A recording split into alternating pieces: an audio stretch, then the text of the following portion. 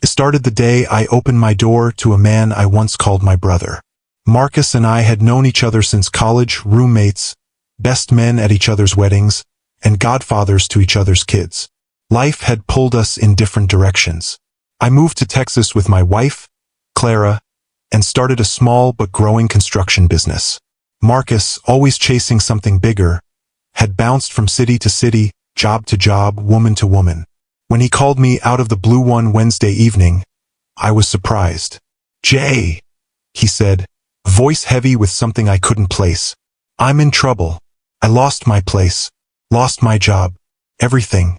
I'm in Dallas but can't afford another night in this motel. Can I crash with you for a bit?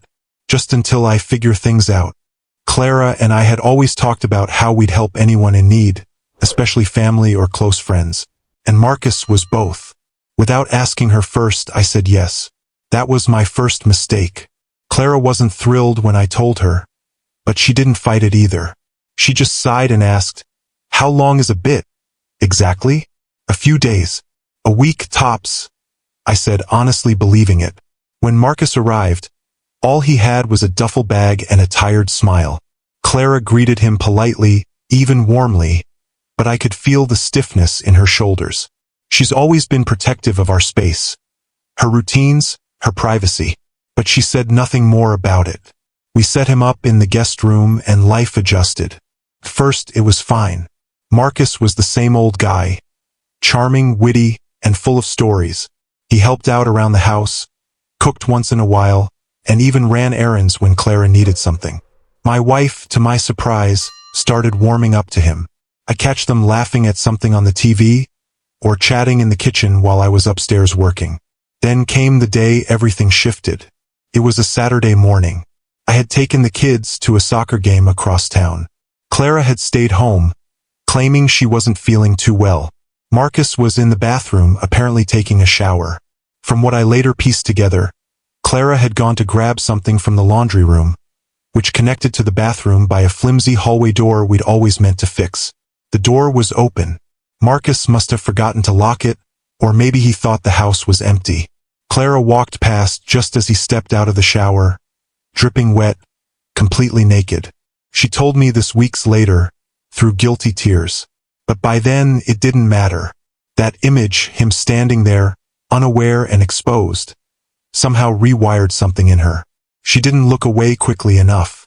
And she didn't forget. She told me she kept remembering the lines of his body, the way his confidence seemed effortless. She said it made her curious, confused, ashamed. I didn't notice anything at first, but Clara grew distant. She avoided eye contact when she talked to me, especially when Marcus was around. Her laughter with him became more frequent, yet quieter when I walked into the room. I chalked it up to the awkwardness of having a guest in our house for longer than planned. 3 weeks now and counting. Then I began to catch the small things. A lingering touch on his arm. Her sitting a little too close on the couch. The quiet giggle when he whispered something in her ear. One evening, I walked into the kitchen and found them abruptly pulling apart, as if I'd interrupted something. I told myself it was nothing. That was my second mistake. One night, about a month into Marcus's stay, I had to drive to Houston for a work emergency. It was supposed to be a day trip, but a storm rolled in and delayed my return. I called Clara, told her I'd be back in the morning. She sounded distracted, but I didn't think much of it. I wish I had. I got home earlier than expected, around 5 a.m., and let myself in quietly. The house was still, dark, and silent. I crept upstairs, trying not to wake anyone. But as I passed the guest room, I noticed it was empty. The bed was made. No sign of Marcus.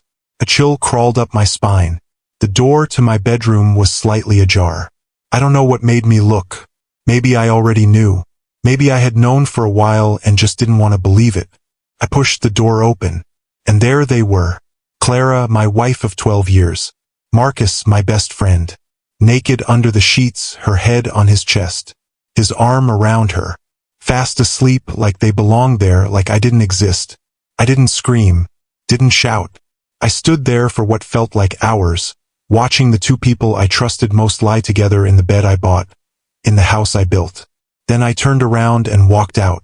I sat in the truck for nearly 3 hours, staring at the dashboard, fists clenched, heart pounding. When the sun rose, I drove to a diner on the edge of town and drank 3 cups of black coffee I couldn't taste. Around 9 a.m., I went back home. Marcus was gone. Clara was waiting for me in the living room, eyes swollen, lips trembling. She tried to speak, but I held up my hand. "I saw everything," I said quietly. She broke, fell to the floor, sobbed into her palms, kept saying she was sorry, that it wasn't supposed to happen, that it just happened once. A mistake, a lapse, an accident. But accidents don't happen in the dark, under covers, with doors closed and hours passed. They planned it. They waited until I was gone. They crossed that line knowing exactly what it meant. I packed a bag and left that day. Moved into a motel down the road. The kids stayed with her for now. I didn't want to rip their world apart more than it already had been. Marcus never called, never texted, never apologized. I heard from a mutual friend that he'd moved to Atlanta, found another job, just like that. No explanation, no acknowledgement, like our friendship meant nothing. And maybe it didn't. Maybe I was just convenient, a stepping stone, a safe place to land before he leapt into my wife's arms. Clara has tried since then. Letters, calls, a few sessions with a counselor I reluctantly agreed to attend. She swears it meant nothing, that it was over before it began, that she chose me. But how do you choose someone after you've already betrayed them? How do you go back to being husband and wife when every touch feels like a lie? Every kiss tastes like regret. It's been 5 months now. Some days I think about going back. For the kids, for the history, for the part of me that still remembers how much I used to love her. But then I remember that morning, the way she looked sleeping in his arms, peaceful, content, and I realize she was never mine, not completely. I just didn't know it until my best friend showed me.